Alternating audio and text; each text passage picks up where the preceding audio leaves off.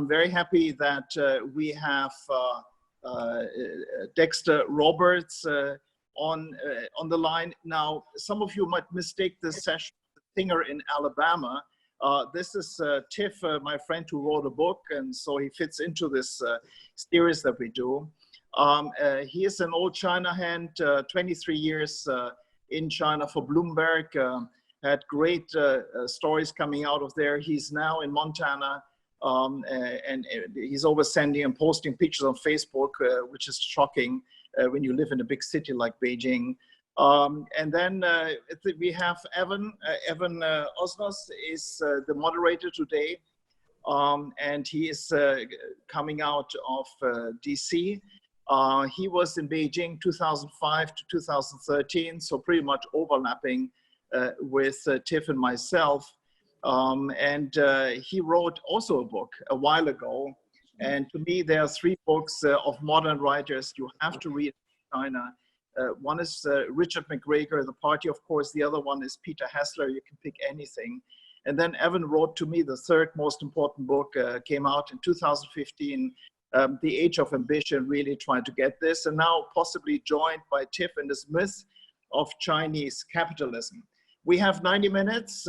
First half, like in soccer, we play among ourselves, so to speak. And then Rachel, our chief censor based in Pennsylvania, will basically look into the questions that you will have.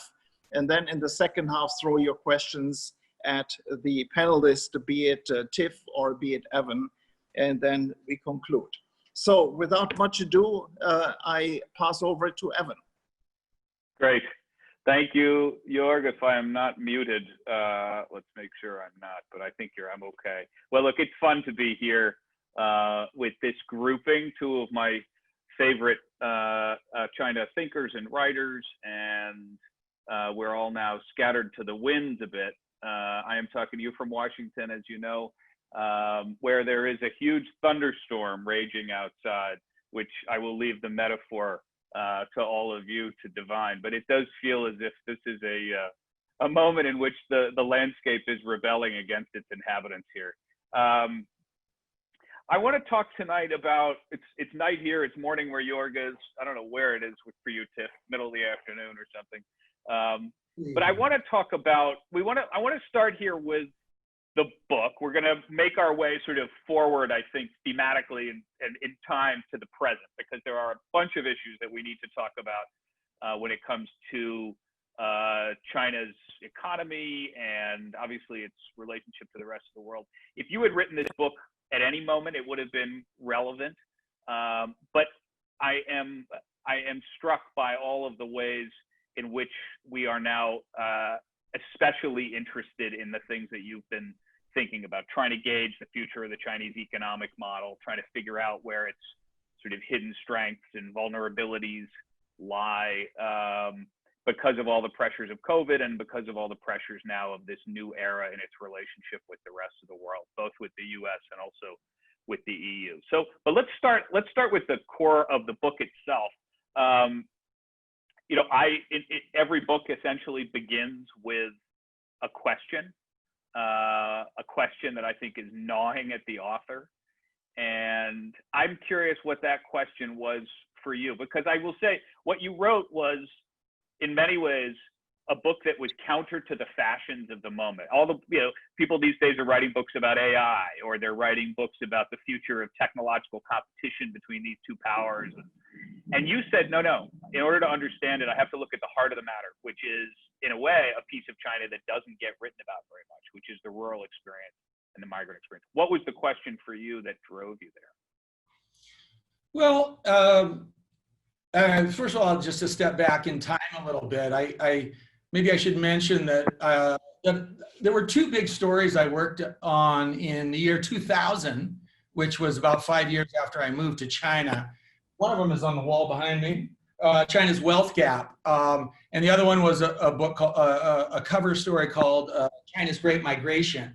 And that year, 2000, was the first time I went, I had been to Guangdong province before, but it was the first time I went to Guizhou province. And it was for this wealth gap story. And that was when I saw that at the time, former President, Party Secretary Jiang Zemin developed the West program, and he was trying to begin to address some of the growing inequalities that we then saw in China between the coast and between the interior. And it was one of my first and a very memorable trip to the interior of China. First time I did go to Guizhou. I went twice that year, or more than twice, but for the two stories, I made a number of trips out to this village in Guizhou. And it was then that I really started to pay attention to this huge group of people, several hundred million strong still today, the migrant workers of China, and also their relatives in the countryside, another several hundred million people. So we're talking about close to half of China's population. And the question I had was, here I am, I'm working for a business magazine. The big story coming up then was China's entry to the World Trade Organization. There was an internet boom in China. Everyone, including my editors, wanted me to write about the internet boom. But the realization and the question that I asked was, there's half of China's population here that have nothing to do at that point with the internet boom, who in many ways have not benefited from this miraculous economic rise that publications like my own, Business Week, were writing about. And so my question was, why is that? Why are they not being written about? This is half the population, and keep that in mind, it's half the population. And also they were people that most urbanites that I met in China, which were my friends and my colleagues and my future family relatives and so on, didn't really think about them much.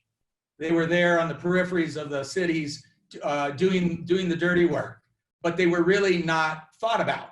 And so my question was, why is that? And my realization as well was these people, both the migrants and their relatives in the countryside, are really crucial to this, at that point, this manufacturing miracle that people were talking about, the factory of the world model, which I started to write about increasingly then as well.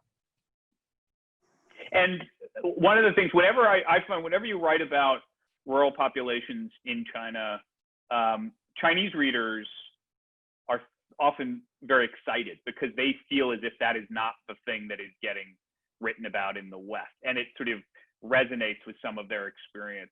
But oftentimes a book like yours will tell the outside world a ton that they don't know. Your average American or European reader will pick this up, and much of this will be completely new to them. What do you think is new to a theoretical Chinese reader of your book, Tiff? What do you think you're able to sort of show somebody who knows the subject as well as a Chinese reader might? Yeah, well, I should say I just recently signed for a complicated or complex character edition of my book. Actually, the same publisher in Taiwan that I believe published your book, Evan. Oh, that's great. And I certainly hope someday we have a simplified character book as well. But that's not in the works right now.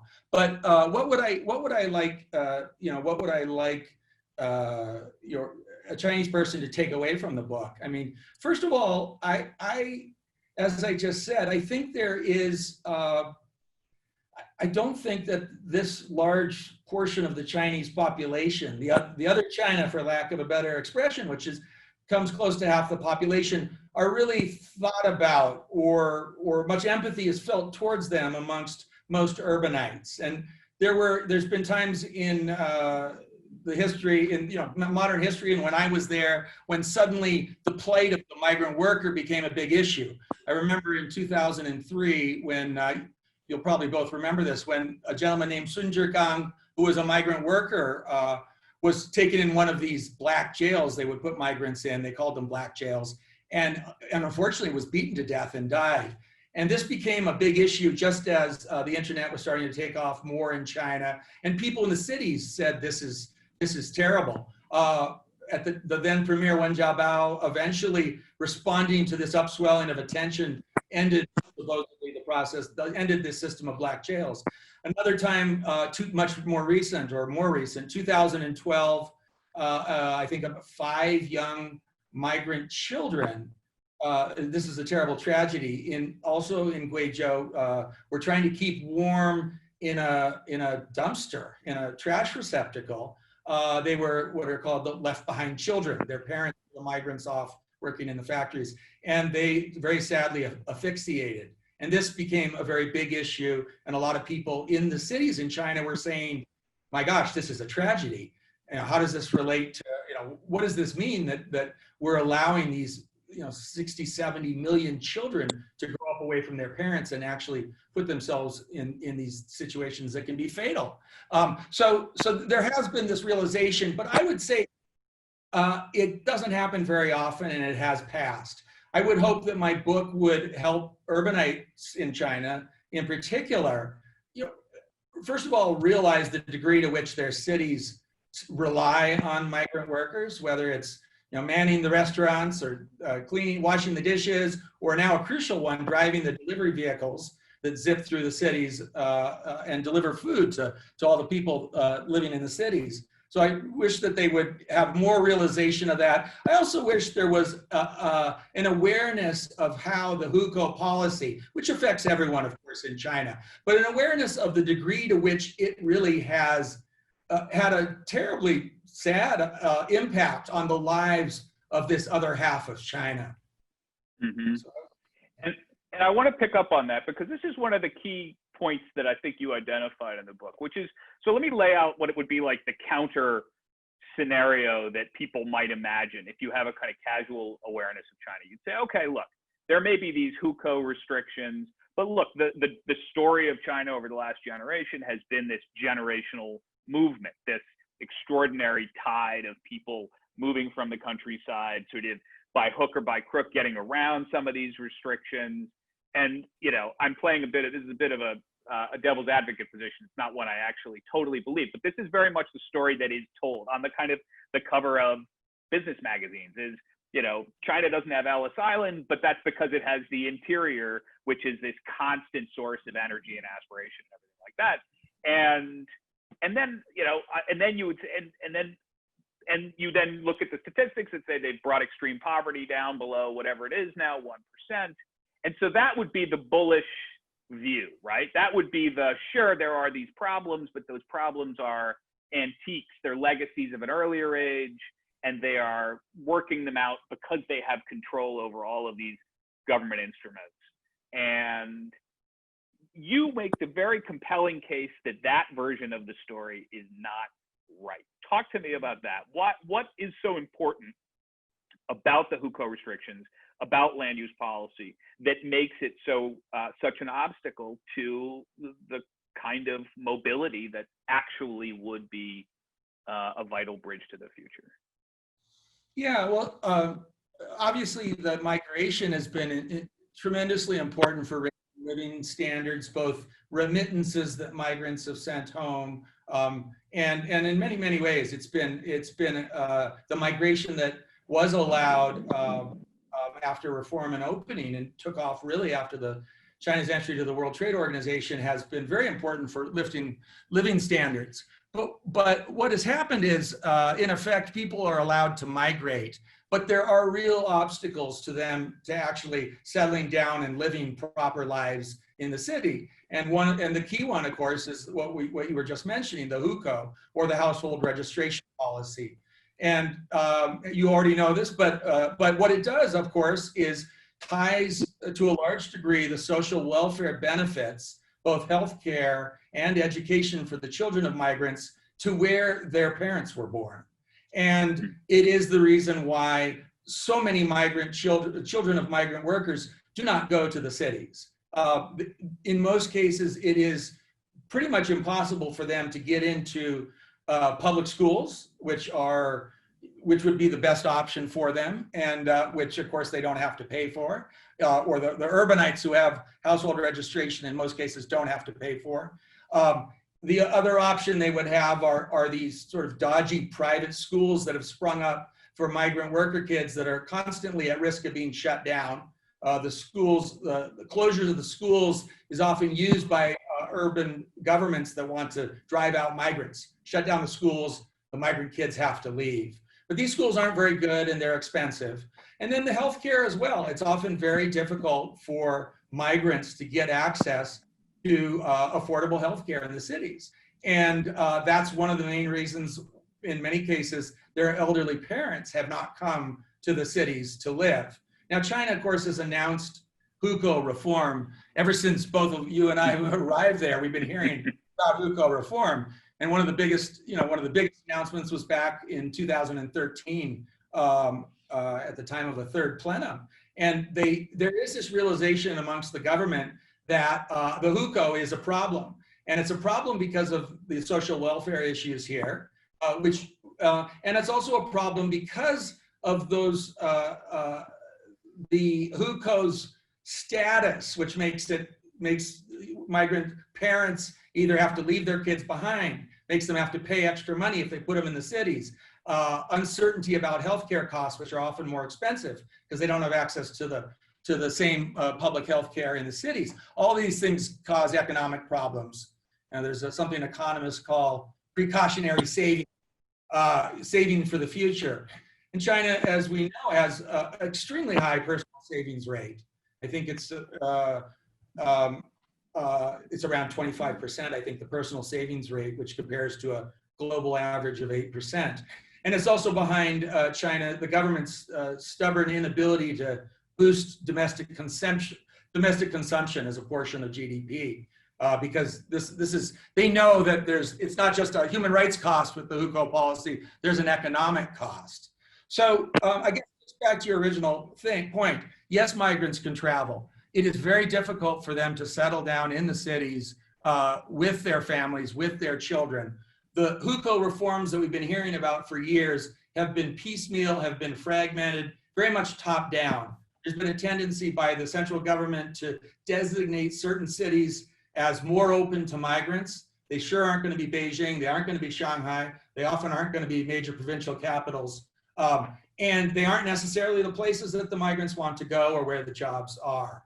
So, so it's still although there has been this loosening, the hukou very much still defines the lives of so many of these migrant workers and their families. And that kind of control that is still in place by the hukou system, what do you think the impact is on China's efforts to try to shift from a manufacturing economy to what we all know? I mean, the consumption-driven, service-oriented model, which we've been hearing about almost for as long as we've been hearing about hukou reform. How do these two pieces fit together? Why does one impede the progress of getting to that sort of promised land scenario? Right. Well, you know, it's there's a reason why the central government has been talking about hukou reform and also reform of this dual land system for ages and ages. And that's because they know that they need to do those reforms if they want to make this transition from factory of the world to a much more services driven, a much more domestic economy, domestic consumption driven economy.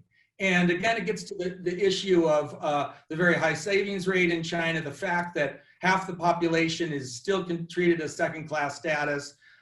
With the dual land policy, there's a big issue where the growing wealth gap we've seen in China is very much tied to this second legacy policy, the dual land policy, which has basically allowed people in the cities to make a lot of money from selling and buying apartments, but has not allowed migrant workers who typically do have land back in the countryside, nor their relatives in the countryside, to benefit in the same way. They basically, the land is defined as owned by the collective in the countryside, and they do not have the freedom really to rent or sell at market rates. So there's this growing wealth gap, which holds back domestic consumption, which then is a real obstacle to this transition away from this factory-led investment model.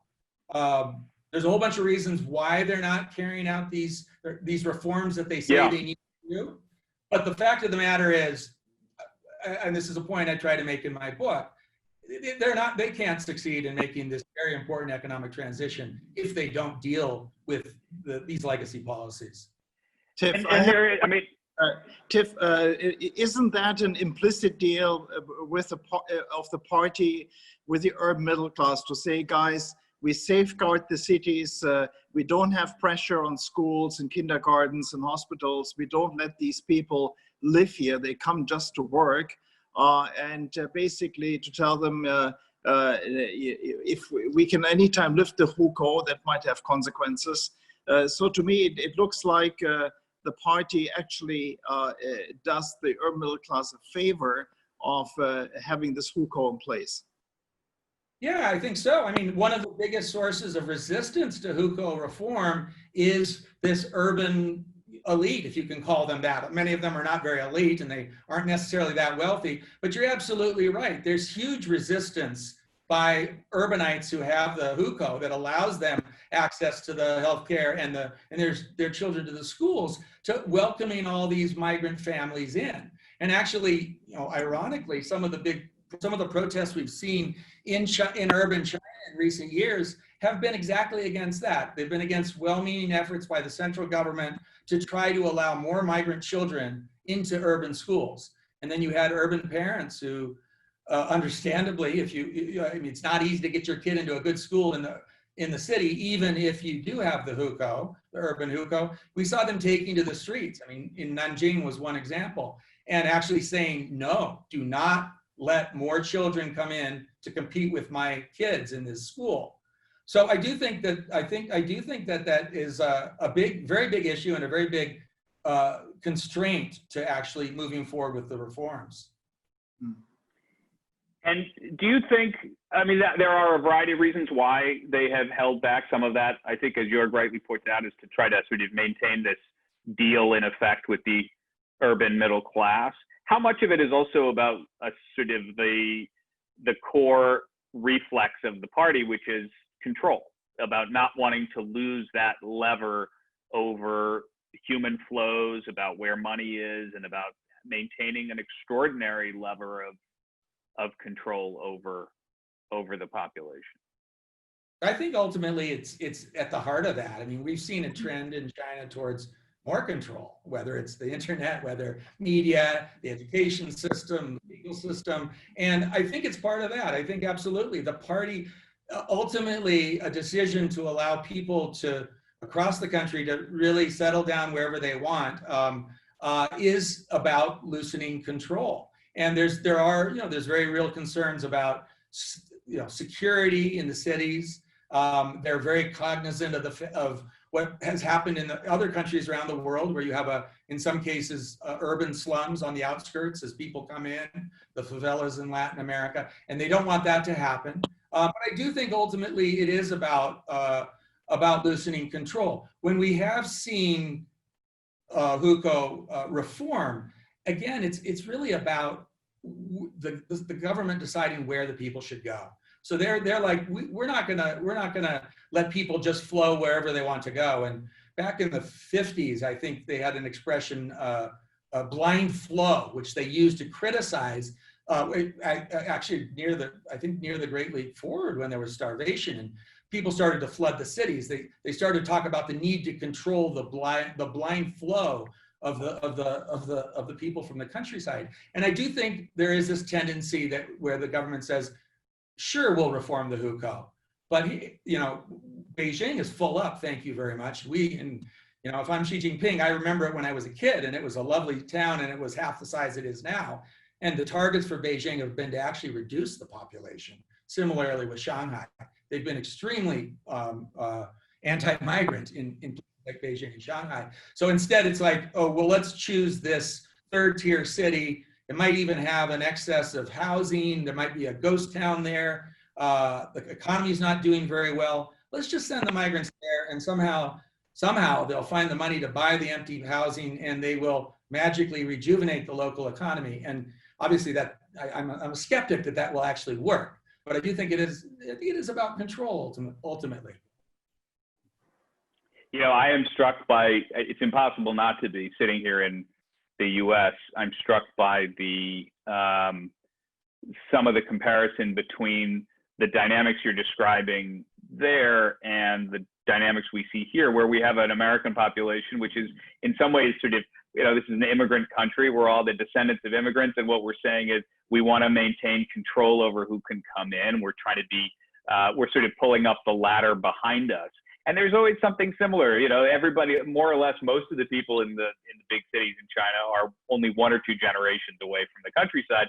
But once they get in, they say, okay, I want to be the last generation to allow that kind of migration. And so there's a, you know, and on top of it, I'll give you one other point of comparison is the Sun Zhigang case. It's occurred to me a couple of times, is sort of like the George Floyd case in the United States. It was the moment that opened up the eyes of the broader population to these kinds of systemic injustices that were going on. It's a sort of oblique angle from what we're talking about, but it matters in the sense that, you know, one of the things, and we'll get to the US-China relationship in a few minutes, but one of the things that's happening is that you've got 2 governments that are both, in a way, kind of operating on a politics of control and, to some degree, exclusion. And that is, and they're using the dynamic of one another to their domestic advantage, or at least their perceived domestic advantage. And that's sort of one of the things that I think leads us down this path of a very sort of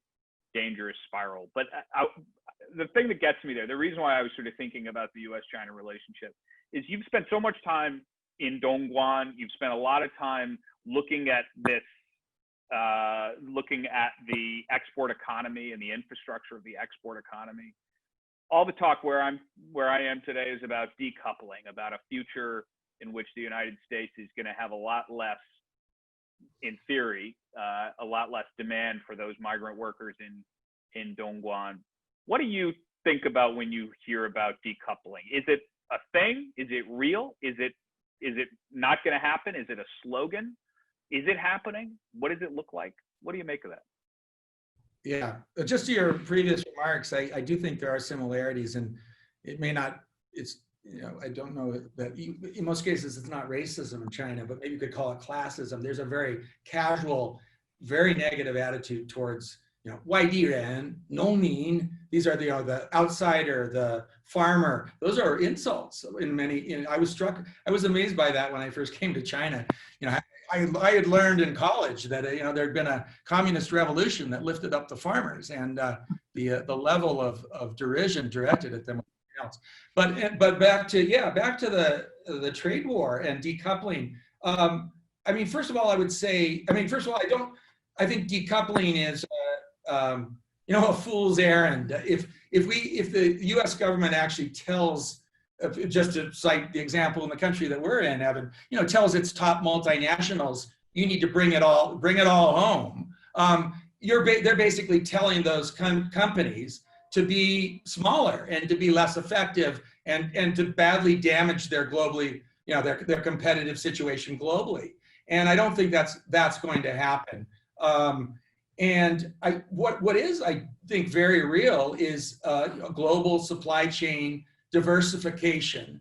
And it didn't start with COVID-19, and it didn't even start with the 2-year trade war, but earlier with the rapid rise in manufacturing wages in China. We already saw, I mean, I remember writing about the textile industry when a lot of it was moving out and going to Cambodia to look at, this is before Myanmar opened up. So a lot of people were going to Cambodia and talking to Chinese and Taiwanese investors that were relocating from the Dongguan area, usually, to Cambodia. And so it's been, and that was, you know, that must have been almost a decade ago that I did that story for Business Week. So it's been happening for a long time. I do think that the trade war and now COVID-19 have been, to a degree, a wake-up call for multinationals that even if they're not going to decouple, may have actually been a little too reliant on China as the really the majority of their global supply chain. And we're seeing it happening. And again, it didn't start yesterday. It's been happening for a while, but we have a great example is Apple. It has actually been telling its big Taiwanese OEM manufacturers, from Foxconn to Pegatron to Wistron, you need to diversify out of China. And India happens to have been a beneficiary in those cases, or South India. And that's going to keep happening. The trade war, I think, if nothing else, reminded these multinationals that it's not all economics, and politics is here, and it could make your business model increasingly dicey. If somebody like the US decides to put large tariffs on your goods, That's a problem. They were already, you know, they're constantly trying to find ways to reduce costs. The last thing you need is suddenly something out of the blue that's political that radically raises your costs. I think COVID-19 as well, just, you know, from a, you need, obviously it's a global phenomenon now. China's doing better than in many parts of the world, but certainly there was a period there when China was a real problem to have, you know, to get your goods sourced out of China. And so I just think that sort of it's the, you know, the wisdom of not having all your eggs in one basket, to use the cliche. I think it's very real. I think it's going to continue. And again, I don't see decoupling. One other reason why there would never be decoupling is most of these manufacturers are in China, not just for it to be a global manufacturing base for export, but also, you know, for one of the world's largest and until recently fastest growing markets. And that's a good thing for India, by the way, because it can be an export base and it is a huge real and potential market going forward. But so if, I mean, what I hear, what it sounds like you hear from companies, and you'll have a thought on this too, and I think all of us would benefit from your sense of this too. You know, that on the one hand, you hear American CEOs saying, yes, of course, we need to diversify our supply chain. Of course, we don't want to be so reliant on China. And then they sort of turn away and say privately, but look, the reality is China is a huge piece of our future. There's not a chance we're going to really fundamentally leave China. So there's a kind of, you know, China +1 or whatever. There's a sort of gesture towards, yes, we're going to explore these alternatives, whether it's Myanmar, India, Mexico. But fundamentally, they are, and tell me if this is wrong, but that's the impression I get. And I'd be curious what both of you guys make of that they're not, certainly not racing to get out of China because the Trump administration is telling them. I think, I mean, you have to look at, you know, you obviously have to look at industry by industry. And so these low cost industries that were really relying on cheap wages, they you know, in many cases, they either need to somehow move up the value chain and make more, you know, make pricier textiles, or they need to get out. And so you know, toys, textiles, those guys, a lot of it will move along. Textiles is there for the cotton as well in China, which happens to have a Xinjiang issue problem for them. But there are lower end industries that really do need to move away. I would say, obviously, a company like Apple would never want to see its supply chain lifted out of China. That would be a disaster for it. But the idea that they need to diversify and move chunks of it around, I think that is accelerating right now. And I think it'll continue to accelerate, because I'm afraid I'm a bit of a pessimist when I look at the political relations around the world. And it's not just the US. I mean, there was a calculation made recently by one analyst that showed that of China's top 20 trading partners, they have serious disputes with at least a dozen of them.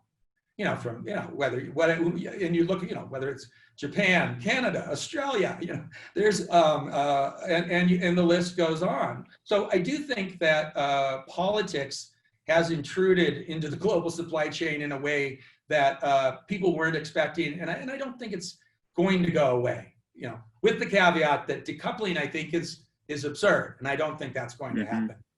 Let me just say, first of all, I hope the audience chips in questions so Rachel can throw it at Evan and Tiff.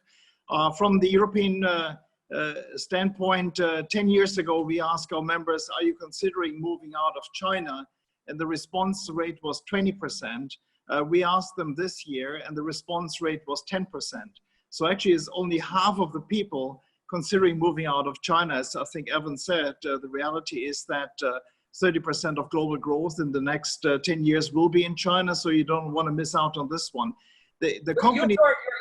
Jorg, that number is probably leave China. It's not, or is it diversify some production out of China?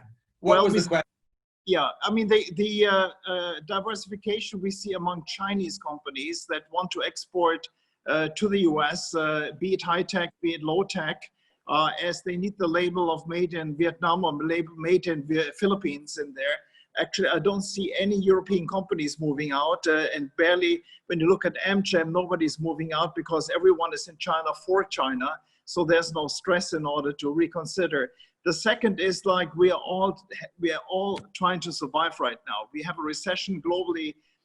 We're doing quite well in China, but anywhere else, our headquarters are reeling. And there's frankly no money for diversification. Because we don't have the management, we're trying to get rid of plants and people in a way, laying off left and right. So the idea of diversification, meaning adding another plant with a management structure, training and everything, is frankly at this stage on the cards because we can't afford it in a way. So many of us look at less so the trade impact of decoupling than more the tech impact or the financial impact. That is more worrisome to us. It seems like China is decoupling from the rest of the world, has always been trying to by the internet first and foremost. And that is a worry that of course causes us to consider, do we have two systems?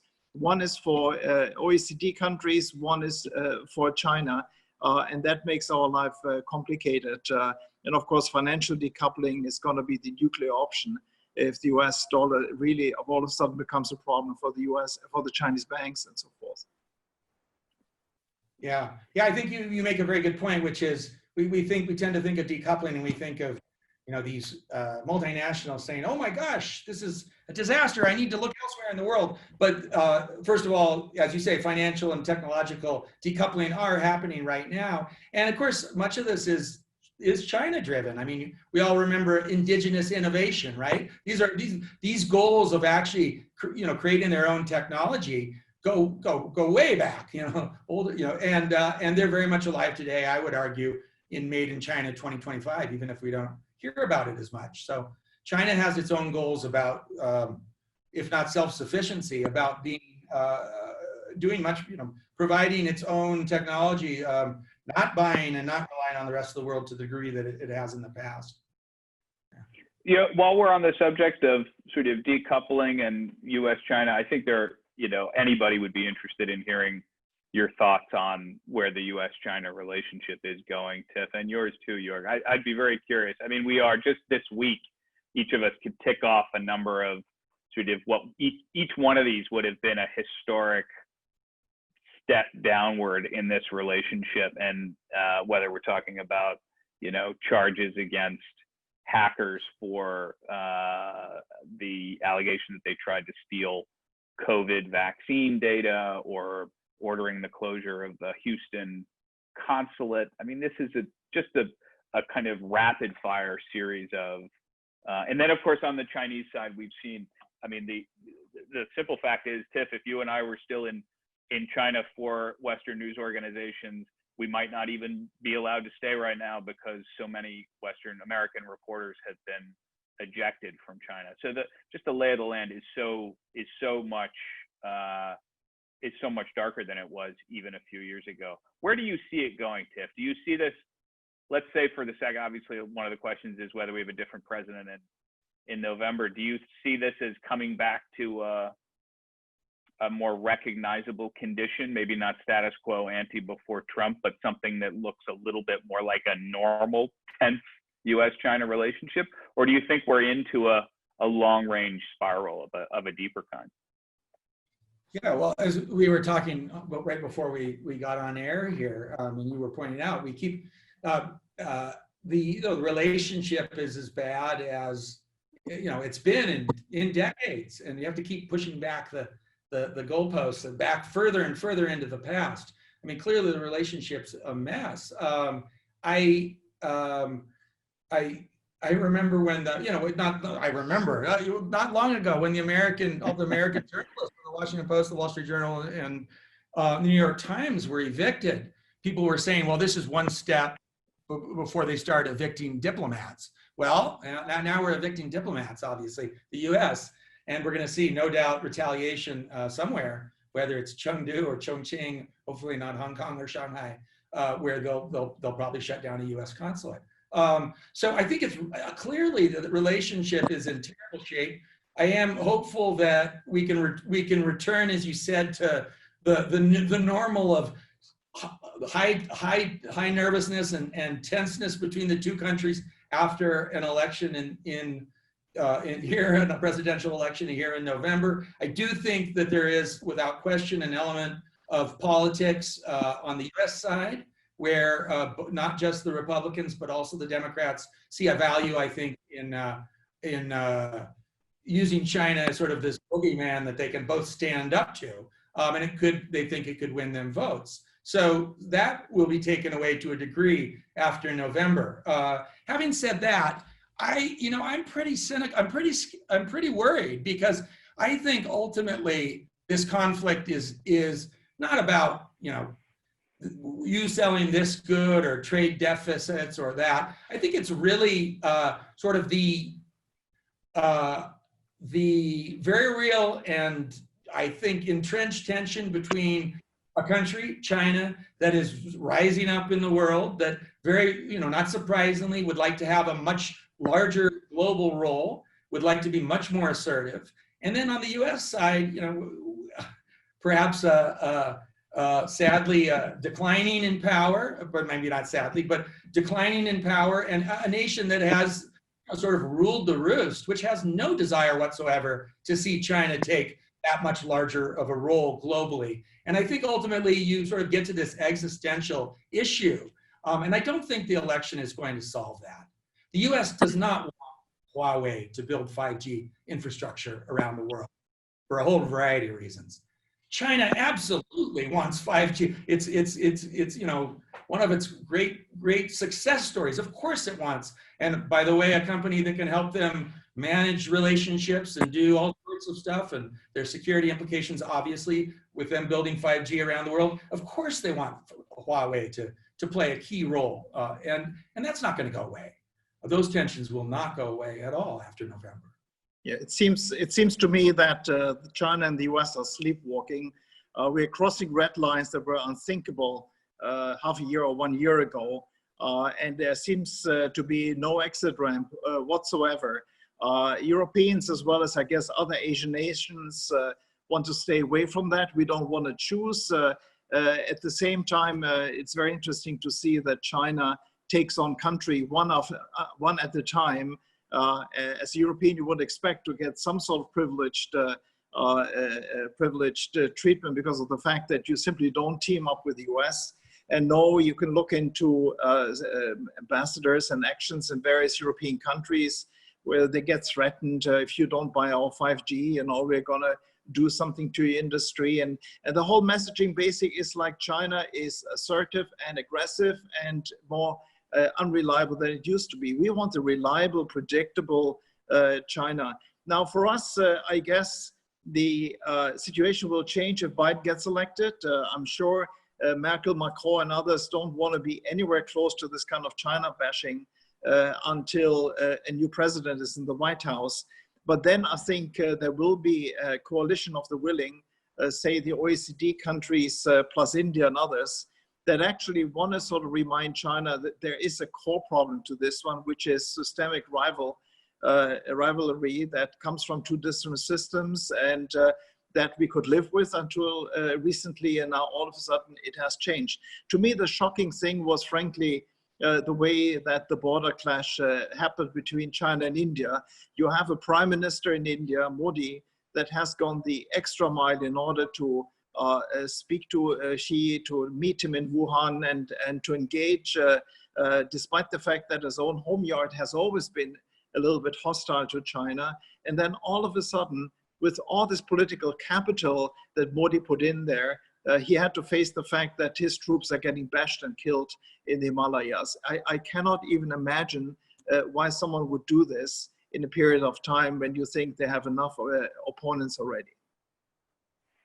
Well, and I wonder what the impact is then on the Chinese domestic elite political chemistry, because even before the clashes, of course, you were hearing some of those rumblings from people who would say, well, we think that Xi Jinping is getting out a little over his skis, to use a Montana analogy, Tiff, if I have that right. That, that was the sort of the risk, was that by entering into this really tense moment with the United States, that he was moving too fast, moving too far, we were all sort of doing these tabletop exercises of what does that mean for his power structure in Beijing. In the end, I don't think it meant much. I think he then was able to do essentially whatever he wanted, which for me at least has been an indicator that there is no meaningful impedance on his power at the moment. I mean, it is even more of a consolidated power structure than I would have thought it was 9 months ago. I know we're away from the main trunk of our conversation, but it's too interesting to me to have you two here and not be able to talk about it. Rachel, why don't you chip in a question that you have collected? Thanks, York. So I'll start with a personal question that I have. Thinking about all of these migrant workers who went back to their home provinces and then had to ride out the pandemic there in lockdown, returning to these cities where I imagine that not all of these factories have survived the economic downturn. So what landscape do you see for these migrant workers now? Are there still enough jobs? Do you think that the pandemic is exacerbating this divide even more than it was before? I think it absolutely is exacerbating the divide. And there was some early research by Scott Rozelle at Stanford looking at the economic impact just 1 or 2 months into COVID for migrant workers. And at that point, they'd already, according to his team's calculation, already seen something like $100 billion in lost wages. We have the second quarter numbers now for income income growth for migrant workers. It fell by 7% in the second quarter. And so I think that the situation, one of the very good piece of research is by a scholar at University of Washington, Cam Chan, who's probably the #1 hukou expert outside of China. And he's got a piece out recently that shows that indeed it is exacerbating the divisions. They are continuing to struggle to find to return to their jobs. I should say, it's not just factories. In some ways, factories are easier. You put masks on the workers, maybe quarantine them when they come back. You maybe put a little more space on the assembly line between them.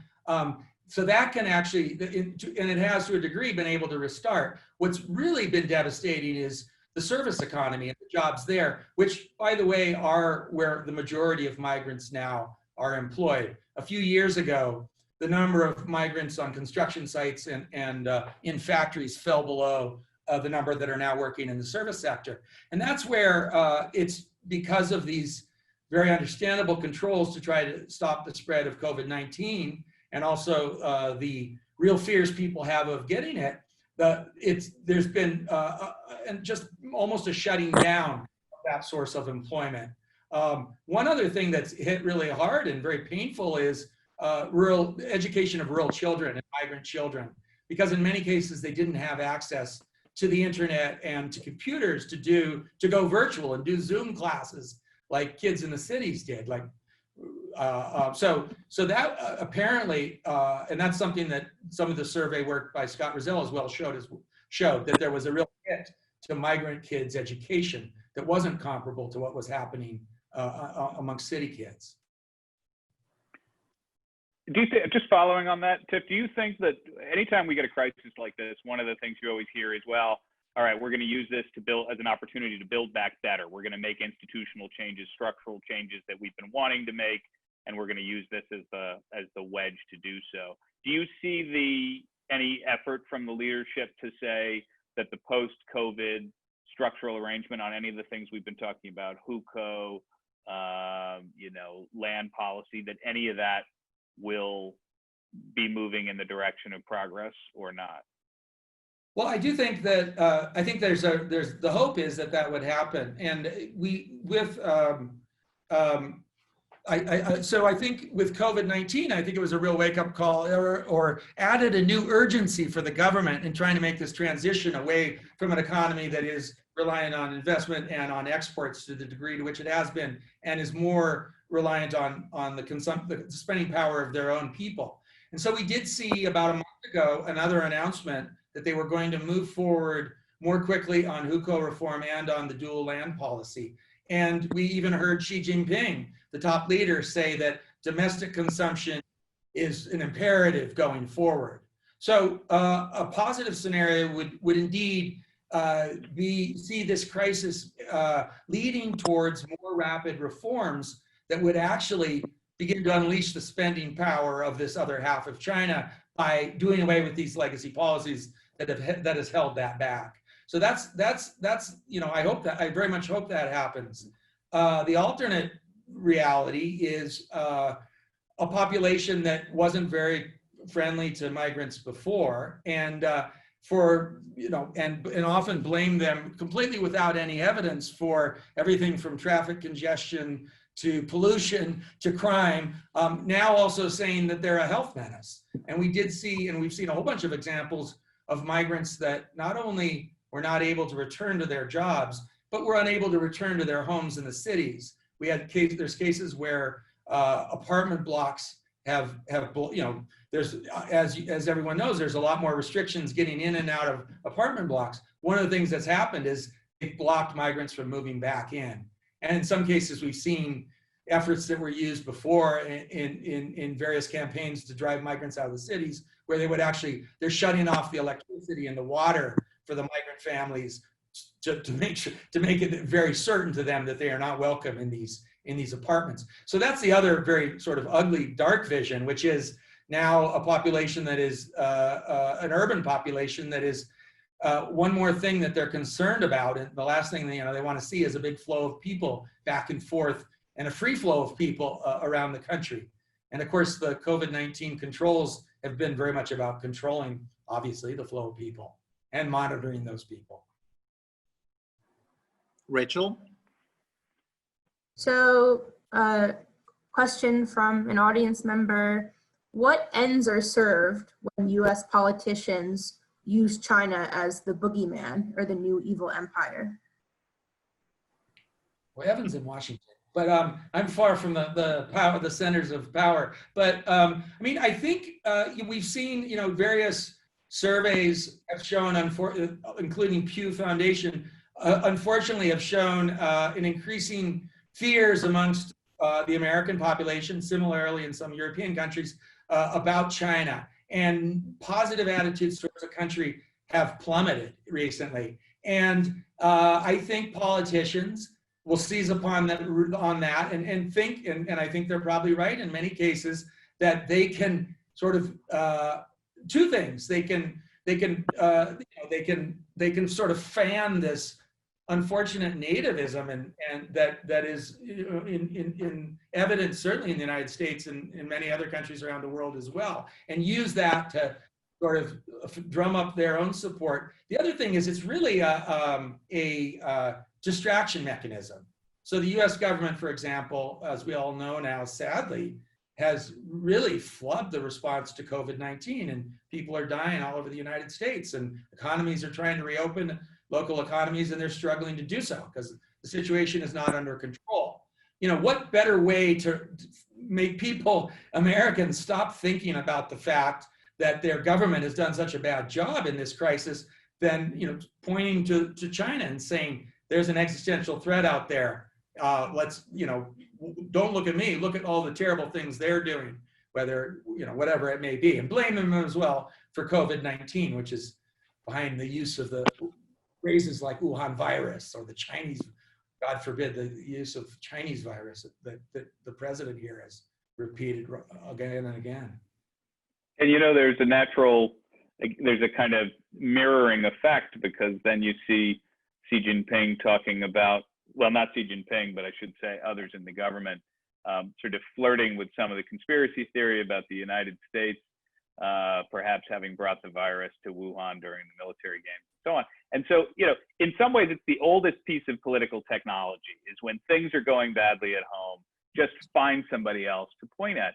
And these days, we have this kind of dyad. We have these two powers that are consuming so much of the global oxygen that it is just locking us into, and COVID was almost, it was almost sort of ludicrously perfect to fan the flames from this, because it's after all a virus that originated in China, and was treated by the Chinese government in that way. And then, as we all know, it came to the United States and we botched it here. And so it is like the perfect storm of elements for hastening the politicization of the relationship. And I will add one other thing, Tiff mentioned I'm sitting in Washington. It has been really striking to me, and Jorg, I think you'd find this interesting too, you know this place well, that conventional wisdom in Washington has this way of kind of swinging wildly from one place to another pretty fast. And sometimes that can happen around kind of progress around issues like gay marriage or something. And what we've seen it happen on China is that it has swung wildly in the direction of confrontation. So people who 3 years ago, business leaders or political leaders who would have said, look, I think fundamentally the US and China have problems, but obviously we'll have to figure out some way to coexist because nobody wants to get into a war with each other.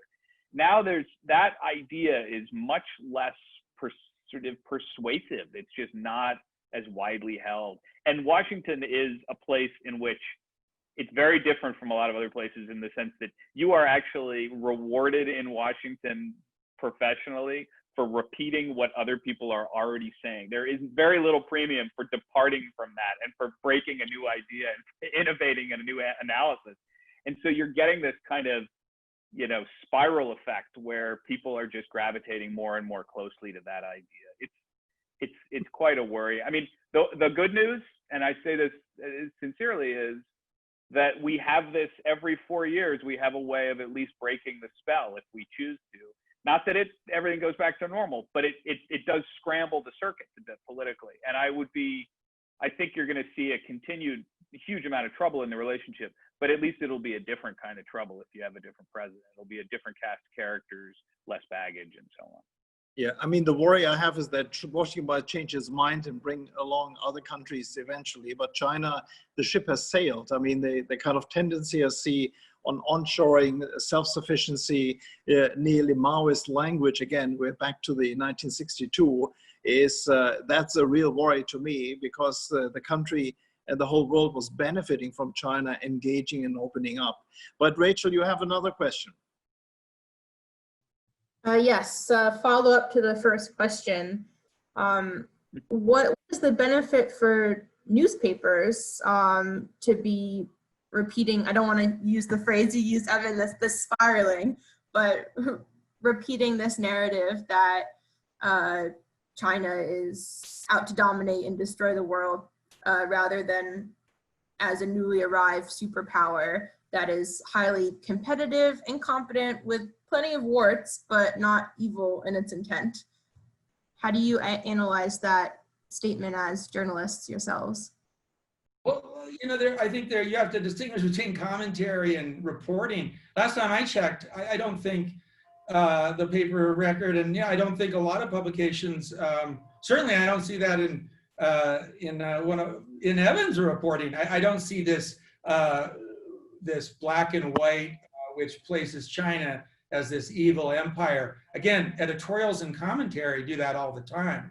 But I would argue that the US press, at least, while it might benefit from more of, a more nuanced perspective, absolutely. I think that question was a little bit overly loaded because that's not what I'm reading.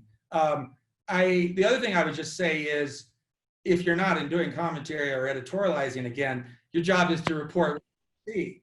So, if, for example, as Jorg was saying earlier, if Modi in India, launches this peace, this long effort to try to fix relationships with India, and what happens is, whatever it was, whatever number of dozens of Indian soldiers were brutally killed, and some number of Chinese soldiers as well that we don't know the number, which it seems to have been prompted by some Chinese incursions across a line that had been respected before that. If we see Chinese PLA jets regularly flying across the unofficial line of control, not line of control, but the unofficial line in the Taiwan Strait, and we see boat clashes with Vietnam and the South China Sea. If we see China doing what it's been doing, posturing near the Senkaku Islands in Japan, well, I think you're right about that. I don't think the big story right now is that China is gently walking onto the global stage and in a very peaceable way, asking to become a global force for good. I mean, that's not, I think, what anyone would be reporting on if they were doing a good job as a journalist now. Yeah, I would say I'll add, another couple of data points, which is, it's, I have seen every example, tons of examples of ways in which generally conflict is sort of a target of attention for journalists, sure. But that doesn't mean and we see that in American politics, there's always sort of looking for that theme of disagreement and so on.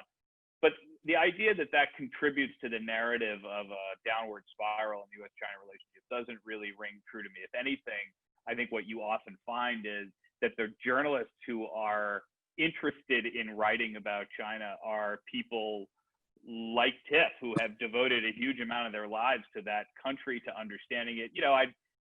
Ian Johnson wrote a really interesting and thoughtful essay just last week. Ian Johnson, as a lot of people will know, is somebody who's about as knowledgeable a China hand that we have in the English-speaking press corps, and he got booted out when the New York Times when their American reporters were kicked out. And he was saying, look, this is a place that I have dedicated my life to understanding. He's been critical of it. He's been critical of it for years, but he's also fundamentally thoughtful about how China and the rest of the world are going to contribute to some kind of, companionable coexistence. So I don't quite see that as the driving dynamic. I think the driving dynamic is coming more from political leadership and on both sides, and journalists are writing about that. And frankly, to not write about it would be irresponsible. I think we've got to sort of be ringing the bell and saying, hey, look, everybody, the world is, to use Jörg's good term, sleepwalking in a very dangerous direction. And I think we have to be worried about that rather than put our heads in the sand and pretend everything is going okay.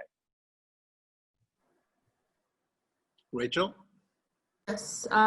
So China reported economic growth in Q2. What are the drivers of this growth given a global recession, increased global tensions with China, and just 1 quarter removed from a domestic economic shutdown due to the virus?